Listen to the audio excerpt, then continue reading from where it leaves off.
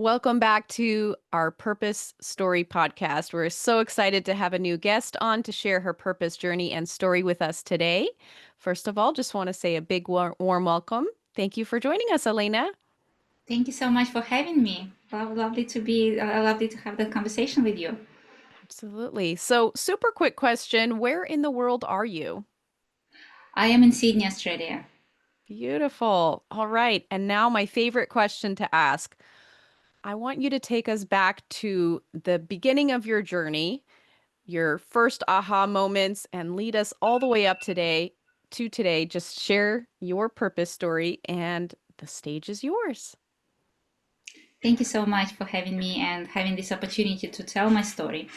So currently, I am a somatic life coach. But I guess where it all began, and as we start to, I guess, if we live our life story, some things become maybe more obvious earlier or later rather than earlier. So if I take it all the way back, I guess for me, it started without even me realizing back in my early childhood, because when I was a kid, I had limitations in terms of my movement. I had kidney disease.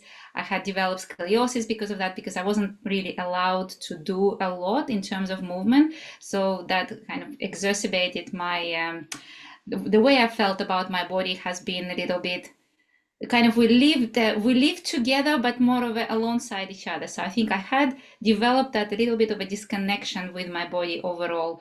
And at the same time, because I had to go a lot into hospital stays since I was quite young. I was 4 or 5 at the time, and back in the day I had to be without my parents for the period of 3 or 4 weeks at the time. Now I realize that that was quite a big it was quite an experience. And so I guess what it all brought me towards, which I started to realize maybe just purely and finally openly embracing that in the last couple of years, is that developed such a deeply ingrained survivalist instinct, which I hadn't even realized until much later on. And even though from the surface it may have looked like my parents were caring, we all lived in a different generation, back in the day it was all slightly different. So on the surface, it felt like everything, I had a good parents, everything was great. But deep down, I had been growing up with that sense of, which I now realize was a bit of a self-abandonment and developing a lot of people-pleasing skills. And I was just, because I was disconnecting from myself, there was always that feeling that, well, I'm a little bit less off. So I always was trying to extending myself towards others in a sense that as long as I am caring for somebody else, I'm needed. And I've started to learn all of that much later. But what it was broken, it was taking me on a journey from always trying to perform, always trying to be or do something or achieve something. So I've just fallen into that quite. I think a lot of people can resonate with that, and that you are trying to earn your worth rather than having your worth. And when I was able to start moving with I was about maybe 13, 14 years old, is when I was officially given an okay to be doing more. Like I was still doing bits and pieces, but by then I was this tall and dangly teenager. I was pretty much same height since I was 11 years old, so you can imagine. So I was very uncoordinated. So I was always trying to make up for it with my, I don't know, say charisma or being outgoing or being extroverted. But I was disconnecting from my own needs more and more and more. And that brought me maybe towards into not a very successful first marriage. I was quite young, moved countries, not necessarily for the purpose, but for that person, but I followed along. And but something inside me kept, I guess, telling me and saying to me that, well, some things were not quite right. So I have developed quite a good understanding of boundaries when it comes towards other people, and not upsetting other people. But the whole perspective of my own needs, my own boundaries, it was just sometimes I don't even know. Like I was so far detached from my own boundaries. However, deep down, I think that gut feeling or the body feeling was helping me to stay in a lane a little bit, or at least whenever I would fall too low, the embodiment practices. I found yoga. I started practicing mindful movement and mindfulness, they would always take me out of that, not necessarily funk, but whenever I felt stuck, I just kept moving, even though it was gentle movement, listen to myself. So that has taken me across the globe. So I'm originally from Russia. I had lived in Iceland initially, and then I came to Australia with my first husband. And then rebuilding my life here, because I decided after essentially coming to this country with the idea of how it's all going to be, and then essentially it's all like a card, like, you know, a house out of cards. It just went like, I'm not going to say too many details, but there were quite a few losses and heartbreaks in it, let's just say that. But something inside me felt, well, I really want to start rebuilding myself and recognizing who I am overall, because in some ways I didn't quite realize that disconnect. Slowly through my practices of mindfulness, through yoga movement. For me, yoga is much more than a movement. You know, I'm not going to delve into yoga philosophy, but it's so much more than the movement. So for me, the principles of yoga, the ethic principles of yoga, have been supporting me all along. And at the same time, I had been in a corporate world. I had been going a little bit up and down the ladder because so I got remarried, I had my kids, and again was trying to please everyone. So I was trying to be everything for everyone, and as it happens, it's just, you know, I was a very good juggler until things started to drop, and because I was trying to look after everybody else, essentially, of course, what started to drop was my health, my mental health, my physical health. I had by that stage started to study yoga teaching because I had always wanted to do that, and something inside me kept saying that, well, there is more to what I do. There is something else that I need to be doing.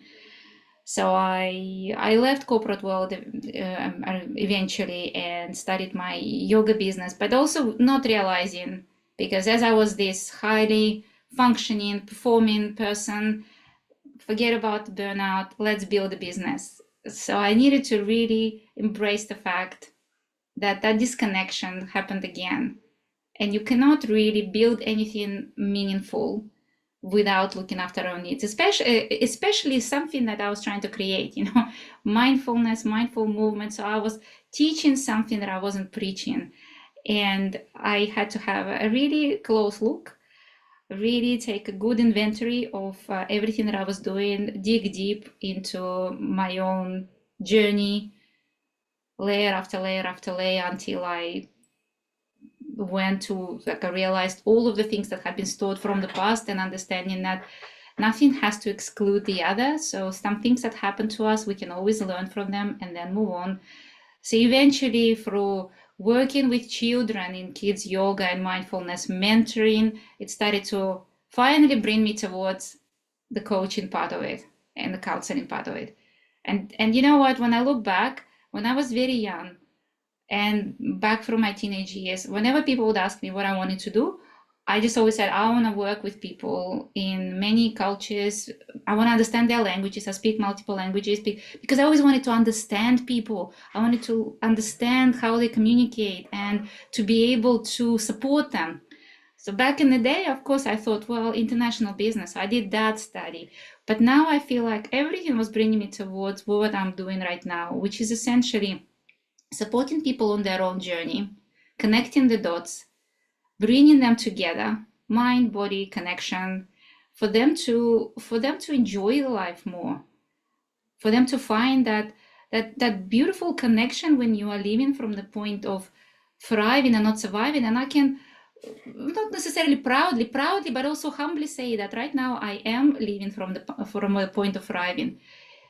It can fluctuate, but this is my natural state now. And I am extremely grateful for all the versions of me that had been experiencing what they were experiencing, but continuously being on that pathway, because right now I am working with people. Well, living in Australia, you already have people of many nationalities. But the most important language that I've learned to speak is the language of the body.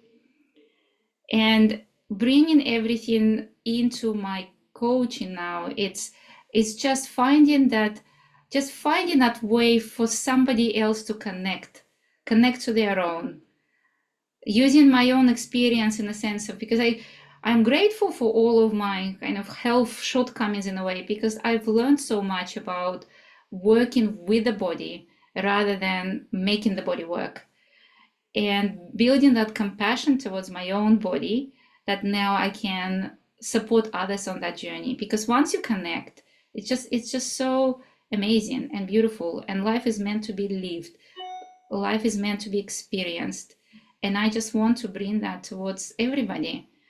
And in a way, my kids, working with kids, actually it was a kind of out of the blue experience in a way, but I just had that call and I felt like I really want to work with kids. One of the things that I wrote when I was in my first kids yoga teacher training, we had to write why you want to do, why you want to study it. And my hand just kind of went, I want to work with kids with trauma. And I freaked out because at the time I was a full-time kind of corporate executive in international logistics. My experience working with children was being a full-time working mom. Yes, I was always trying to be there for my kids, but yes, no, I just felt it. And with everything, I love working with children. I think they brought me so much more understanding of that pure sense of connection to themselves, and also watching them as I've been working with different ages, watching how that changes as the society starts to condition us, and then the ability to bring it back, and realizing also that within every client I work with, that inner child is always there. And the first client that I had to work with was my own inner child. And I am, beyond grateful on that journey, because that feeling of connecting to all parts of me, all of the experiences on the way, really working through it, not necessarily experiencing once again everything, but just understanding that all I've been doing, I've been picking up all of this amazing knowledge and learnings, and just embracing all parts of me. It's such a wholesome experience, and I just want everyone to live it. So beautiful. I love that, just hearing your whole journey and hearing you go from survival to now a somatic healer. So first of all, just want to celebrate that and honor your journey, because that's, we all have our ups and downs, and sometimes our most painful moments is what gives us our purpose. So thank you so much. And you were saying how you had like quite a few really rough patches. Was there any like one of those that was like your big pivotal moment? Oh, I think if you were a few, but I guess in a way, that what has taken me towards this journey, towards where I am now, it would be, I think, that decision to teach kids. That Mm. was really just, and it came out of almost nowhere. Yes, I had been teaching yoga to adults on a side. On the side, so I was essentially that, corporate person, and then literally sometimes changing from my business gear into the yoga gear and teaching, and I absolutely loved it. And yoga teaching has really mentally supported me through craziness of COVID lockdowns, because that brought me those lockdowns. Yes, they did bring me to the sense of complete burnout, because you're trying to homeschool kids and managing a very stressful job, because I was in international logistics. You can imagine, like, international logistics in Australia. I was up at all times of the day and managing that with the kids. But what that seed with working with the kids, it just was so strong. And I can actually thank you for asking that question, because I guess the pivotal moment was when I was doing one of the exams, and because it was all online, so we had to do an exam in yoga, in advanced kids yoga teaching online. And I was not feeling well. I think that by then my adrenal fatigue was already just bringing me. Had a lot of health things that I had to deal with at the same time. But I remember that moment where I realized how of course, there were some people on that course who had already been working with kids in some capacity, and they were coming up with these creative stories. And I was feeling that, oh my God, my creative part of the brain is dead. I don't know how to do it. And I remember thinking that I don't want to live like this. I want to be more balanced. I want to be able to express myself, because what kind of a life is this? I realized that I am working from home, but I'm pretty much like a not dead body, but I was present in my body in a sense that, well, I'm sitting here, but I could not give anything to my own children or my own husband. And I thought, well, I don't want to live like this.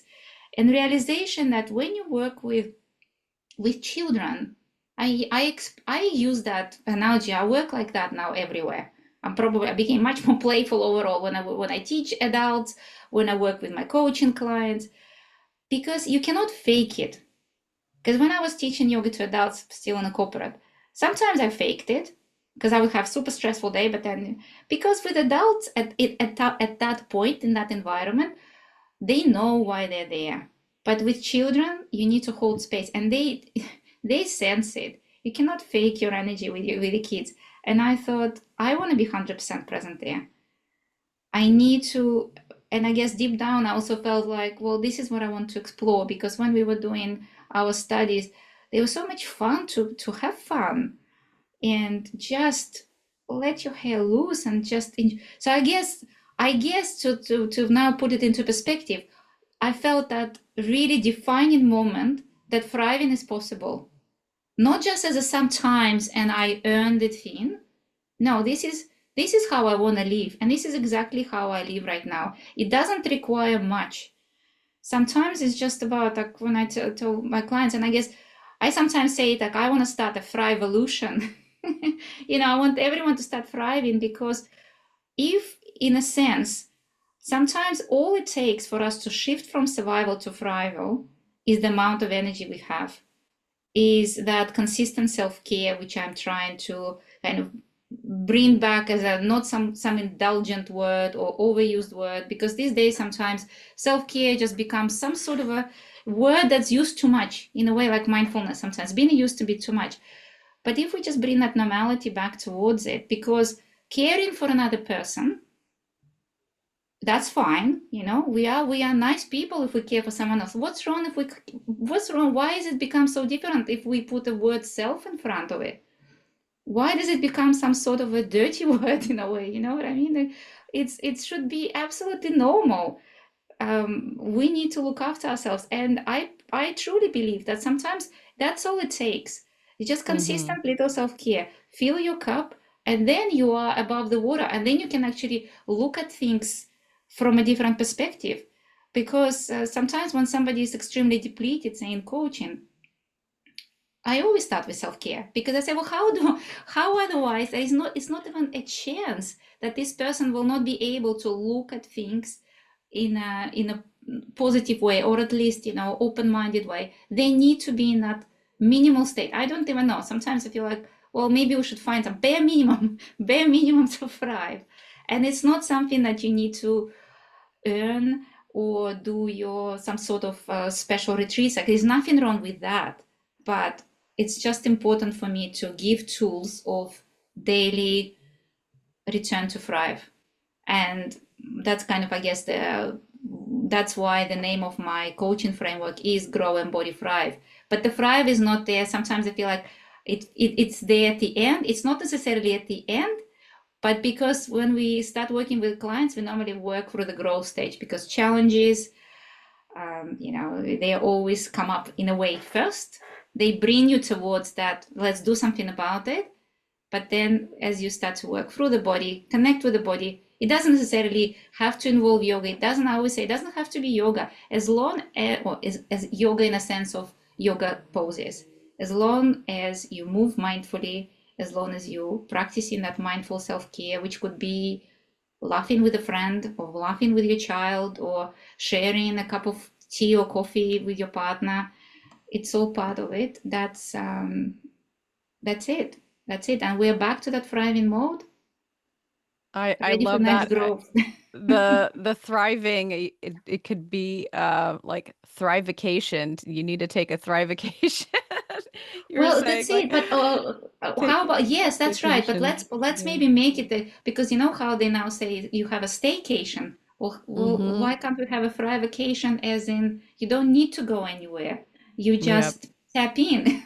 You know? Yeah, I love that. And it's so true, especially in the coaching world, seeing, when people want to give and give and give, but they're giving from an empty cup, then it's that's a quick route to burnout. So I love what you're doing. What would you say helped you peel the layers back? I'm also someone who was always a people pleaser, so it took a lot of work within me. What would you share as is a good way to break that pattern for others? I would say, thank you so much for asking this question. It's really important. I guess what helped me is firstly being kind to myself, and this is why again self-care comes in, because self-care teaches us that we can build that trust that we are looking after ourselves, we are worthy. It builds up that sense of worthiness. Because a couple of things is with people pleasing, sometimes we don't realize it. And to be honest, I did not. I think that was one of the last bits that I realized about myself. Not very, very last, but quite close. And I thought, oh, I didn't I didn't realize. Because that's what happens sometimes when we are so depleted, but we're so used to meeting other people's needs, but we don't want to be not liked, so we hide the resentment, and instead we're trying to reach out even more and reach out even more. So then in a sense, then when you are giving from an empty cup, are you giving from because you want to, or because you don't want to be abandoned? And then it again is a people pleasing. So I would say always start to fill your cup first, because that's going to give you better understanding of what is going on. Honesty would be my second one to go to, because you do need to be honest with yourself, and that sometimes takes that again takes, you need to be at a certain level of being able to support yourself to to to have that. And for me, in a way, you can look at it as acceptance, because acceptance is honesty with compassion, the two super things combined. Because we do want to develop compassion as well. And compassion, I do believe, we develop through self-care, because once again, you feel worthy. Everything that you go through is okay. I really love the saying. It's it doesn't sound as the same in English, but in my language, it kind of sounds that, and I can be like this. So it's okay for me to be like this. It's anything is okay. Anything we experience is okay, as long as we're trying to be kind. Sometimes we all make mistakes, but that is okay, because every time you start to punish yourself with shame, guilt, the rest of them, anger, the trio, even from energetically speaking, I sometimes just simplify it to say, well, if you look at yourself as a cup or as a battery, what drains you, what fills you up? Your shame, blame, it drains you. It's not resourceful. You're not going to be able to look at the situation from a bigger perspective. So we try to avoid that. So I would say yes to somebody who wants to stop people pleasing. First of all, I want to acknowledge you, that person, for recognizing yourself, because being honest is a huge thing, and you're being very courageous for acknowledging that. And then being kind to yourself and remembering that, whatever had happened in the past, you cannot do anything. You can only be here and now. And that's one of the reasons why I find working with the body so important, because the body does not exist as such in the past or the future. You are in the present, connecting with your breath, just simple as that. You are bringing yourself here and you think, okay, well, what can I do from now on? How do I want it different? But continuously, I would say, most importantly, you already practice honesty if you recognize that you're a people pleaser. Be kind. Because the version of Mm. you, that had been people pleasing, it didn't know what you know now. So what's the point to, there's no point really. Just be kind to them. And I find that overall practicing the self-appreciation has been something that helped me on my path towards self-love, because to be honest, I struggled with the concept of self-love. Every now and then, sometimes I think now, no, lately I think I'm embracing it fully. However, it was a bit, strange. But what had been helping was for me to look back and think about that everything that those versions of me in the past have done, they've been bringing me one step closer. And like even if I look as an example for when I decided to leave my first marriage, and I essentially moved out with one suitcase into shared accommodation. I didn't really know many people in Australia, well, almost none. And when I think about it, I think, oh my God, she knew nothing. Like how did she have the courage? But she did. And because of her courage, I am where I am right now. And that gives me a lot of that appreciation, thinking that, oh my gosh, all the things that like, I had no idea and I kept doing them. I kept going forward. Yes, I made mistakes, but I kept going forward. And I think that that's very important. So if for the person who recognizes that they have been people pleasing, just be very proud of yourself, because the fact that you're recognizing is step one. The fact that you want to change something about it is step two. So you're already 2 steps ahead. You're already 2 steps ahead. Yeah, And beautiful. That's the best place to start, those small little steps that lead us to where we want to go. So I see that's easily so many out there of people who are struggling with that, and I see that that's an amazing transformation that you can help with. What would you say is your future vision of who you get to impact, and what does that look like on a larger scale? thank you so much. Thank you for your acknowledgement and for asking. I am working with women over 40. So that doesn't it's not necessarily bracket, but I am working with busy women handling lots of different responsibilities. And my purpose is, my passion is to help them reconnect with themselves beyond their roles, to lighten their mental load, to start to speak kinder to themselves. Like one of the first things I start working with clients is through self-talk. Because in a way, I actually think that we quite often are getting critical of our inner critics. I celebrate inner critics because to me, the inner critics are bringing up like a bubbles on the surface, what needs to be worked with. Because if the client will say to me, what's the negative self-talk? I get excited and say, oh, okay, so so what do you think that tells you? And in a way, it's like symptoms. You come to the doctor and the doctor says, well, what are your symptoms? You cough, you sneeze. All right, I think you have a cold. So in the same way, the self-talk helps us to determine. It's a point of, I actually don't look at negative and positive talk or thinking anymore, because, or I look at it from a perspective that historically, if you look at inner photography, negative is just a blueprint. It's just, instead of having a white space, you actually have an outline and you think, oh, okay, well, this is where maybe we can add the color. So this is how I look at it. It's more about how can I develop this further, or look at it from different position and perspective, to make this a more of a wholesome, more colorful experience. And the reason I work with women who are juggling lots of different things is because I guess I have been one of them, and I understand how it's frustrating sometimes it is, but also because I do believe that women are bringing so many things together. Like I love working with men, I love supporting men, but in a way I think that working with women, I'm supporting so many more. I'm supporting their partners, I'm supporting their children, I'm supporting their parents, because women quite often are kind of sandwiched in between different generations and trying to work out, well, where is the time for me? So I guess I just want all the women overall realize and then teach it towards the people, because they're going to be leading by example. That the ripple effect of a woman, of a thriving woman, can bring so many people into that sense of it's actually okay to enjoy life. It's okay, and that's my mission. So I guess my vision is that I do want to bring that simplicity and practicality of how working through the body, because the body is also given to us for a reason. We live through the body, we experience things through the body, we can release past traumas through the body, we can connect to our vision through the body.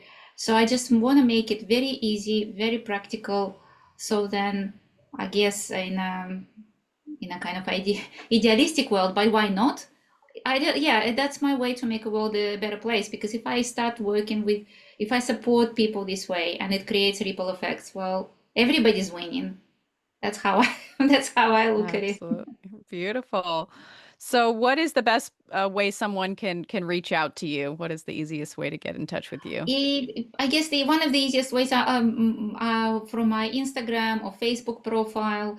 I'm also inviting, so any no offense to male listeners, but yes, my group Growing Body Thrive at the moment is more for, it's a safe space for women, where I'll share that link as well. So I have my free Facebook group, and essentially my idea behind it is to create that community where women can come in, and it could be just a little reminder that I share some reflections, I share some maybe some mindful movement, as well as weekly meditation. So I do have weekly live meditations, but they're available on replay. So it's just an opportunity to reconnect, to remember that it doesn't have to be a big thing in order for you to take at least one step forward towards your thriving, or making it more of the experience, that because everything is just a learned experience, isn't it? We're stuck in a survival mode because we forget what thriving is, or maybe we had never experienced it. So we need to start to slowly just coming out, stretching it a little bit, and sometimes survival becomes even familiar.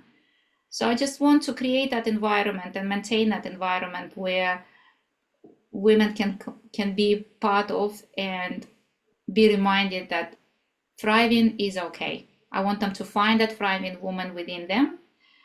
And of course, there are also opportunities to work with me one-on-one. I run multiple, like I have smaller mini programs. I run a 5-day challenge on self-talk to support the women on reframing, and almost instantly give yourself some energy back, just from Love that, that. releasing that conversation, that turning that inner dialogue, kind of repurpose it. For me, it's all about resourcefulness and sustainability. Why look externally when I can find my thriving within? And I do believe that all the puzzle pieces are there. So I guess sometimes I describe working with me, the way I see myself is that if somebody has a bit of an issue, or they can't quite figure it out, it's like you're carrying a puzzle box. But if you keep the puzzle in a box, you will never put it together. So the way I see myself is that I provide that space, I hold that space in order to put the pieces out. I can gently maybe suggest on how we can look at it. But for me, it's most importantly, the connection has to be within, because that's probably, I guess, one of the reasons I started to deviate towards coaching, because as a yoga teacher, you can, or personal trainer as an example, you can give as many programs to anybody, but if it does not speak to them, if they do not commit to it, it's not going to work. And for Yeah. me, it's important that I can support the clients who are ready and want to make a change. Absolutely. Well, thank you so much for sharing your journey and your movement with us. We'll definitely make sure to share the links. And yeah, thank you so much. It's been an amazing honor to hear and share your story today. So, yeah, if there's any last words that you want to share your last words of wisdom with our audience. Uh, Thank you so much for firstly, thank you so much for your the kind invitation, and it's been an absolute pleasure to connect with you again and have a chance have a chat. I guess the final words, I really, that a quote has recently stuck with me, and I just wanna, I think, repeat that, but maybe somebody needs to hear it. That no matter what you're saying to yourself, you are more than your achievements, and you are more than your to-do lists, and you're more than both of them combined. You're Be worthy just the way you are. And I just want you to beautiful. remember it. Thank you so much, Elena. Have a beautiful one, and it's been an absolute pleasure. Thank you. Thank you once again.